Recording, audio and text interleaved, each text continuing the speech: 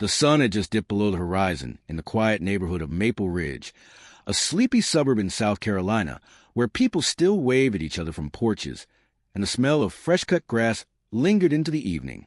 On Willow Lane, where American flags fluttered gently in the breeze and front yards were trimmed like postcards, something unthinkable shattered the peace. The sharp crack of gunfire ripped through the stillness. For a moment, time stopped. Standing barefoot on her porch, Avery Monroe, 38, froze. Her heart slammed against her ribs as she looked toward the sound.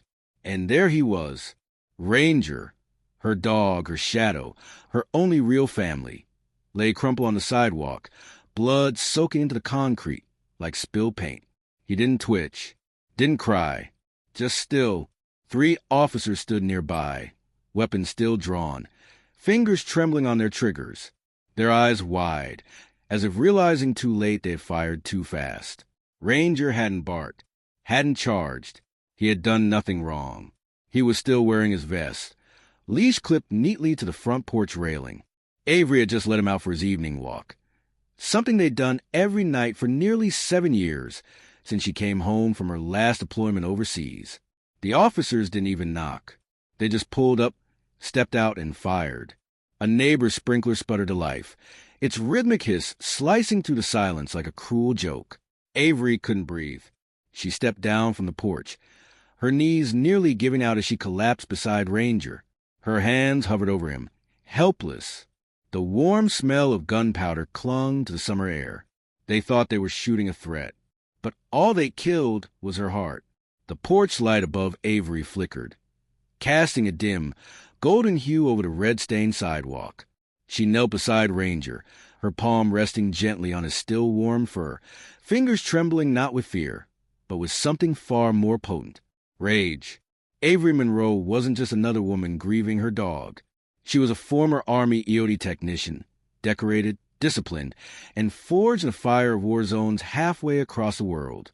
She had spent over a decade dismantling bombs in the blistering heat of Afghanistan, navigating fear like second nature.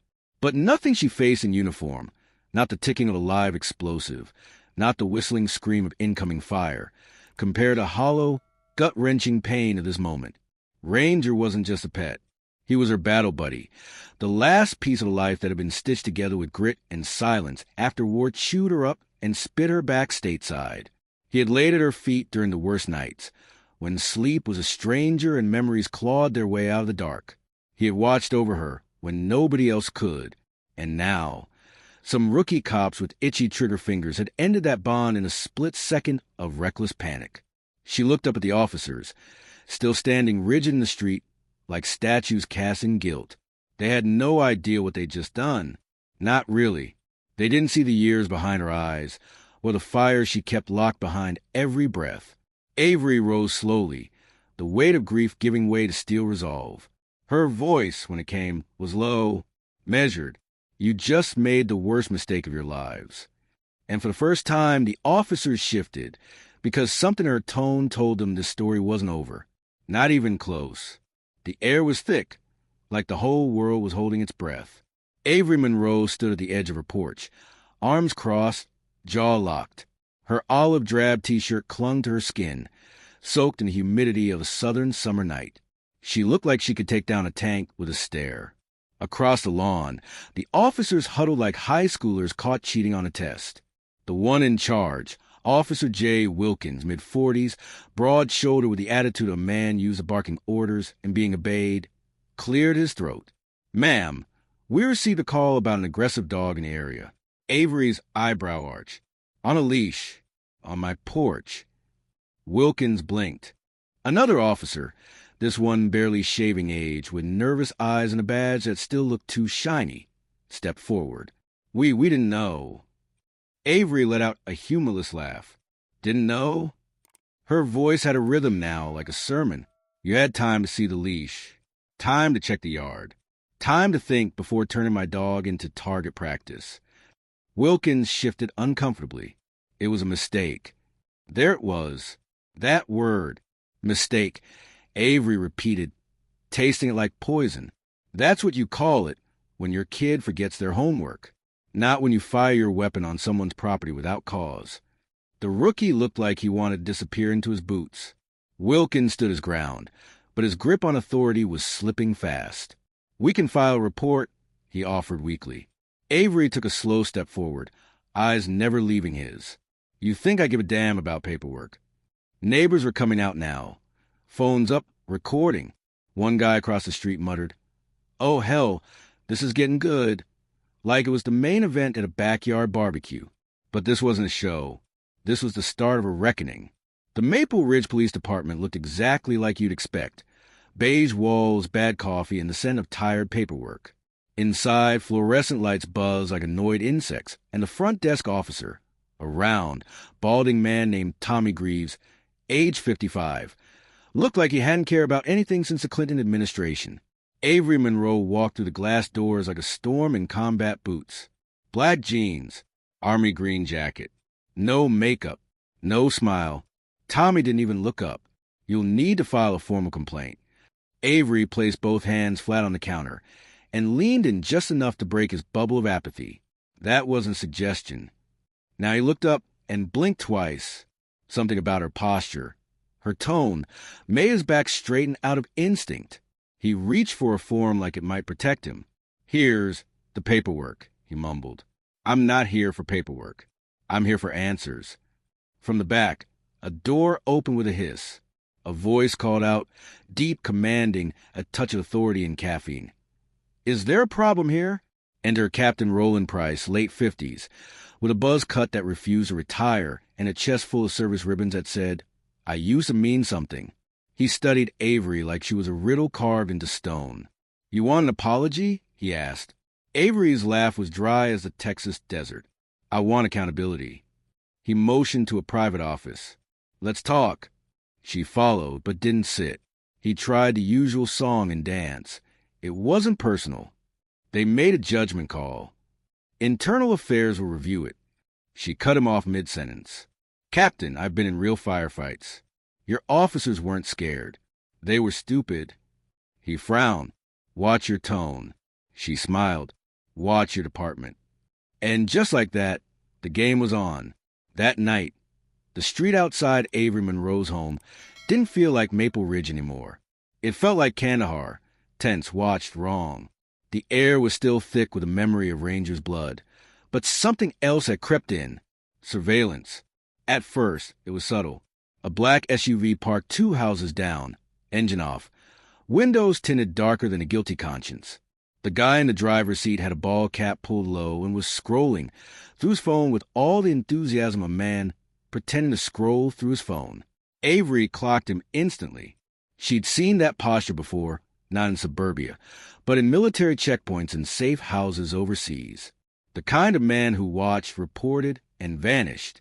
She stepped onto her porch with a trash bag in one hand and a baseball bat in the other. Call it multitasking. The moment she lingered longer than necessary, the guy glanced up, just for a second. "Gotcha." She smiled to herself, a slow, knowing smirk. They were already nervous. The next morning, things escalated. Avery opened her mailbox to find a plain white envelope. No stamp. No return address. Inside, one sentence in bold block letters. "Drop it." She stared at it for a beat, then laughed, actually laughed. Not because it was funny, but because it was so amateur hour, she almost felt insulted. "You've got to be kidding me," she muttered, folding the note and sliding it into her back pocket like a receipt from the grocery store. "They want to play games? Fine." She reached for her keys, sunglasses, and a folder labeled Plan B. The SUV was still parked outside when she pulled out of the driveway. She gave them a friendly wave on her way to Jared Whitmore's law office. Because if they were going to start a war, she was damn well going to finish in style. The law office of Jared Whitmore sat on the edge of Greenville, tucked between a pawn shop and an abandoned ice cream parlor. The building looked like it had seen better decades, with peeling brick and a sign that hung crooked like it had opinions. But Avery Monroe didn't care about the curb appeal. She cared that Whitmore won cases no one else dared to touch. When she walked in, the bell above the door gave a sad little ding, like even it was bracing for whatever storm she was dragging in. Behind the cluttered desk sat Jared Whitmore, 43, southern drawl, Three-piece suit wrinkled like he slept in it, and eyes sharp enough to cut glass. He looked up, squinting for half a beat, then smirked. Well, I'll be damned. Avery Monroe. Haven't seen you since that bar fight in Fayetteville. You break anything else this time? Just the truth, she said, dropping the anonymous threat note onto his desk like a playing card. Whitmore picked it up, read it, and let out a low whistle. That was fast.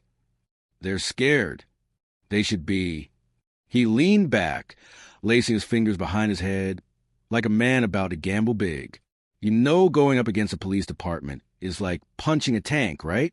They'll stall, twist, bury you in red tape and internal procedures. Avery didn't blink. I brought a shovel. Whitmore grinned. All right then, let's ruin some reputations. By the time she left, paperwork was filed, body cam footage formally requested, and a plan was already in motion. Whitmore worked fast when he smelled blood, and right now, the scent was thick.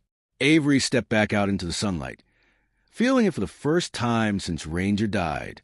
They wanted quiet? Too bad. She was about to make a whole lot of noise. Avery Monroe didn't wait for justice to knock politely. She kicked the damn door down. By 8 a.m., she was seated in a corner booth at Denny's, across from Danny Ortega, a local journalist with combat boots, blue streaks in her hair, and a reputation for dragging skeletons out of official closets. Danny sipped coffee like it was rocket fuel, eyes locked on Avery. So, you're really doing this? She asked, pulling out a voice recorder. I'm not here for pancakes, Danny. Avery slid Ranger's photo across the table, the one with him wearing his little retired vet support dog vest, eyes bright, tongue lolling in the happy dog way. Danny stared at it for a moment. Then, all right, let's burn the house down. By noon, the first article dropped. Decorated veteran demands justice after cops kill support dog. Department refuses to release footage. It was like lighting a match in a fireworks factory. Social media lit up. Facebook moms, retired vets, animal lovers, conspiracy theorists, they all grabbed their pitchforks. Avery's post with Ranger's photo, and the caption, "They killed my dog." Now they're hiding the footage. Ask yourself why. Got 87,000 shares in 6 hours. The police station's phone rang. So much it crashed their voicemail system. The town Facebook group went nuclear. Even a local barbecue joint changed its signboard. Justice for Ranger. Cops eat free, except those three. Avery didn't flinch. Let them sweat. Let them spin. The pressure had only just begun, and Avery wasn't backing down. She knew how to handle chaos. Hell, she'd trained in it. And now, she was just getting started. It was just past 9 p.m. when Avery Monroe stepped out for a walk. Not for exercise, not for air, but because it was what she and Ranger used to do. Same loop, same rhythm. Her boots crunched against the gravel like a clock ticking in reverse. Halfway down Ashford Street, she felt it. The prickle at the base of her neck. The air thickening. Instinct kicking in like an old friend whispering, "You're not alone." A black Dodge Charger pulled alongside her, crawling like a vulture that hadn't decided if it was time to feed. Windows tinted too dark. No plates on the front. And not the kind of slow that says, "I'm lost." The kind that says, "I already know who you are." The passenger window slid down with a mechanical hiss. A voice, male low, with that too calm confidence people get when they've never been punched, floated out. "Walk away, Monroe." Avery didn't stop, didn't flinch. Her left hand drifted near her waistband where she usually carried pepper spray, or worse. File your little complaint. Take the settlement. Let it go. She glanced sideways, just enough to see the outline of the man in the passenger seat. Expensive watch. Cheap courage. "That supposed to scare me?" she asked, voice dry as sandpaper. He chuckled. "It's supposed to save you." Avery finally stopped walking, turned just enough to lock eyes with the shadows behind the glass. "You already made your mistake," she said, voice like a loaded chamber. "Oh, yeah. Yeah, you should have shot me. Not my dog." The silence was thick. Then the window slid shut. The Charger rolled off like a bad decision retreating into the night. Avery stood still, heart steady, eyes sharper than ever. This wasn't a warning. It was a challenge, and she'd just accepted it. By midnight, Avery Monroe was parked 2 blocks from the Greenville Police Department, engine off, lights down. Her breath fogged the windshield as she watched the red glow of the security camera blink above the back entrance. She wasn't just there to stir trouble anymore. She was there for proof. Inside her jacket was a flash drive, a burner phone, and a military-grade signal jammer. Old tools, old instincts. But the mission? Brand new. She wasn't alone. Officer Marcus Givens, a rookie with just enough integrity to lose his job over it, cracked the side door open. "You've got 10 minutes, he whispered, eyes darting like a kid sneaking snacks before dinner. "If anyone asks, I don't know you." "You never did," Avery replied. They slipped through the halls like ghosts, the hum of old wiring and tired overhead lights guiding the way. At the evidence room, she found what she came for, the body cam footage, labeled coldly as Incident 918LM. She popped in the flash drive and hit download. And here's where the lesson hit, like a freight train. Truth isn't lost. It's buried, covered in protocol, excuses, and men too scared to admit they got it wrong. As the file loaded, footsteps echoed down the hallway. Avery didn't panic. She slid into the shadows, heartbeat steady. The truth was almost hers, and the cover-up was about to crack. That's the thing about systems built on silence. They depend on people walking away, on grief folding into submission. But not this time. Not with her. The real lesson? Never underestimate someone who's already lost everything. They don't scare easy. They fight different. And they don't stop, not until the world sees what they buried. By sunrise, the video was online. The footage was damning. Crystal clear evidence that Officer Wilkins never hesitated, never gave command, never gave Ranger a chance. One shot, then another, and worst of all, the cold mutter caught on mic afterward. "We'll say it charged. No one will question it." But they had forgotten one thing. Avery Monroe wasn't no one. News trucks lined the front lawn of the Greenville PD like ants to sugar. Protesters held signs. Former soldiers showed up in uniform. Reporters fired questions like bullets. And in the middle of it all stood Avery, boots planted, chin high, eyes forward. Captain Roland Price stepped up to the podium, looking like a man unraveling in real time. Sweat gathered at his collar. The press conference was supposed to calm things down. Instead, it lit the match. "Officer Wilkins has been placed on administrative leave, pending investigation." "Pending," someone shouted. We saw the footage. Whitmore, standing beside Avery, leaned into the microphone, covering up a shooting, falsifying a report, obstruction of justice. "These aren't pending charges. These are crimes." And the crowd roared. But Avery didn't speak. Not yet, because the lesson wasn't just for the cops. It was for everyone watching. This wasn't just about her dog. This was about truth, and what it costs when no one fights for it. She finally stepped forward, voice calm, unwavering. "You can't undo what was done, but you can decide who you'll be next time."